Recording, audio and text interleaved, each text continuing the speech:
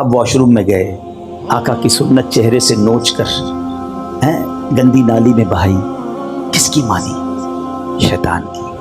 اب نکلے گھر سے باہر، چاہے اسکول کے لیے نکلے، چاہے کالج کے لیے نکلے، چاہے جاب کے لیے نکلے، چاہے بزنس کے لیے نکلے، جیسے ہی باہر نکلے اب کوئی بے پردہ عورت سامنے سے نکلی ہے، شیطان کہتا ہے دیکھ دیکھ جلدی دیکھ، حالانکہ شریعت کا حکم ہے کہ نگاہوں کو نیچی کرو، بے حیائی نہ کرو۔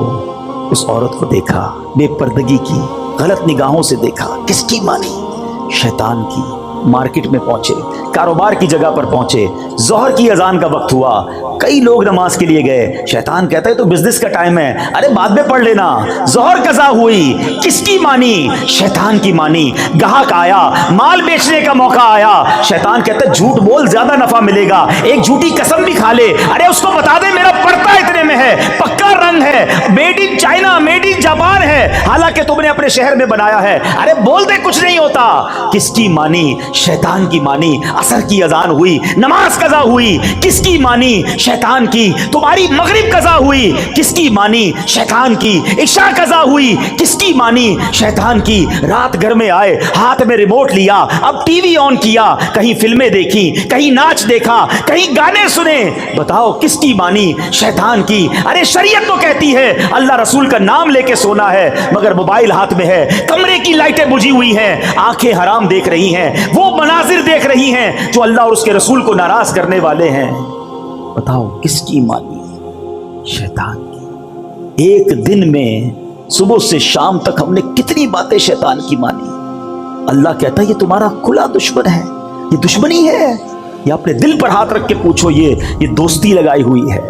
ارے مرد تو وہ ہوتا ہے، واقعی اللہ اور اس کے رسول کا بندہ وہ ہوتا ہے کہ جب مؤذن کہے حی علی الصلاۃ، حی علی الفلاح، ٹھنڈی کی راتیں ہیں، وضو کے لیے پانی بھی گرم نہیں ہے، مگر بندہ بستر سے اٹھے کہے شیطان میں تیرا بندہ نہیں، میں رحمان کا بندہ ہوں، میں اللہ کا بندہ ہوں، اور جائے مسجد میں جا کر فجر پڑھے، جو صبح شیطان کو ہراتا ہے، جو دوپہر شیطان کو ہراتا ہے، جو عشاء میں شیطان کو ہراتا ہے، جو حرام روزی آتی ہے تو شیطان کو ہراتا ہے۔ یاد رکھنا میرے میٹھے اسلامی بھائیوں، ایک فائٹ ہونے والی ہے، ایک فائنل فائٹ ہونے والی ہے میری اور آپ کی شیطان سے، اور وہ ہوگی آخری لمحوں میں، جب زندگی کا آخری وقت ہوگا نا۔ روایتوں کا مضمون ہے شیطان بندے کے سامنے آتا ہے اس کے مرحوم رشتہ داروں کی شکل میں، کسی کی ماں کی شکل میں، کسی کے والد کی، کسی کی دادا نانی کی شکل میں، اور آ کر کہتا ہے بیٹا مرنے کے بعد پتا چلا اسلام صحیح مذہب نہیں ہے، تو عیسائی ہو جا، معاذ اللہ تو یہودی ہو جا،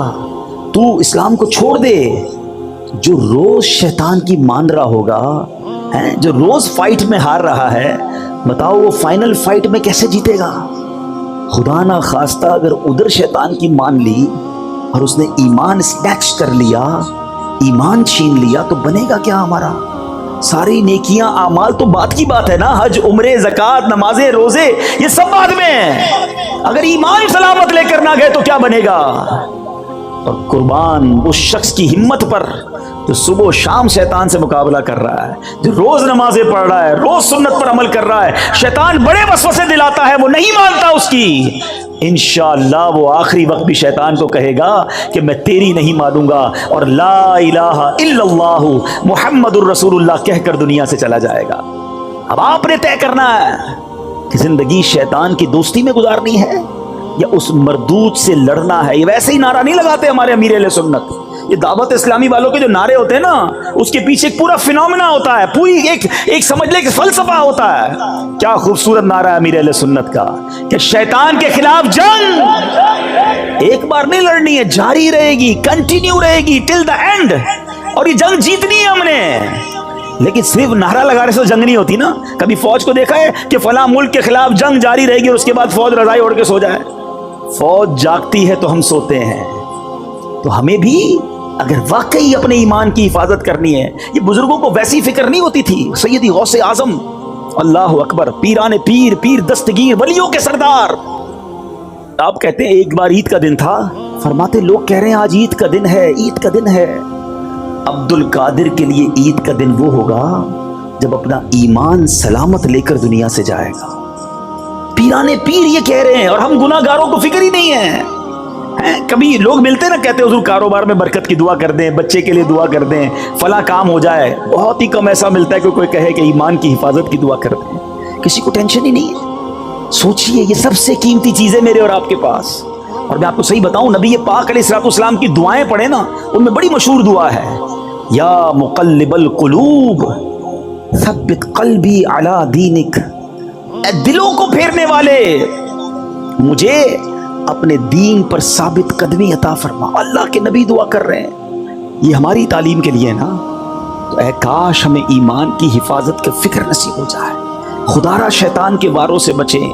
ہمیں ایسا ماحول اپنانا ہوگا. اتنا مردود ہے کہ پہلے تو بچاتا یہ بندہ گناہ کرے.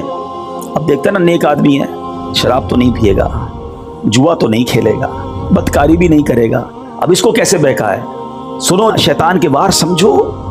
جب یہ دیکھتا ہے نا کہ اس سے کوئی بڑا گناہ نہیں کرا سکتا، تو پھر وہ اس کی نیکیاں کم کروانا شروع کرتا ہے کہ چلو سنتیں چھڑوا دو، نفل تو چھڑواؤ نا، درود تو چھڑوا دو، تلاوت تو چھڑواؤ. کیونکہ یہ جو سنتیں نوافل ہوتے ہیں نا، یہ حصار ہے.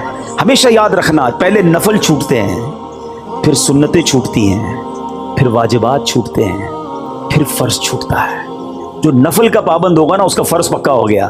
یہ ہمیشہ یاد رکھو. لوگ آج کل باتیں پھیلا رہے ہیں، یار سنت ہی تو تھی، کیا ہوا چھوڑ دیا. ارے بھائی، سنت میرے فرض کا حصار تھا.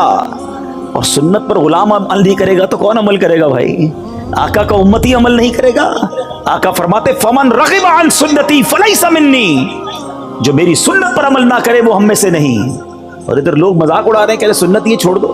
نہیں جناب، سنت کیسے چھوڑ دوں؟ ہمیں سنت کو تھامنا ہے. نبی پاک کا وہ فرمان ہی کافی ہے کہ جس نے میری سنت سے محبت کی اس نے مجھ سے محبت کی، اور جس نے مجھ سے محبت کی وہ میرے ساتھ جنت میں جائے گا.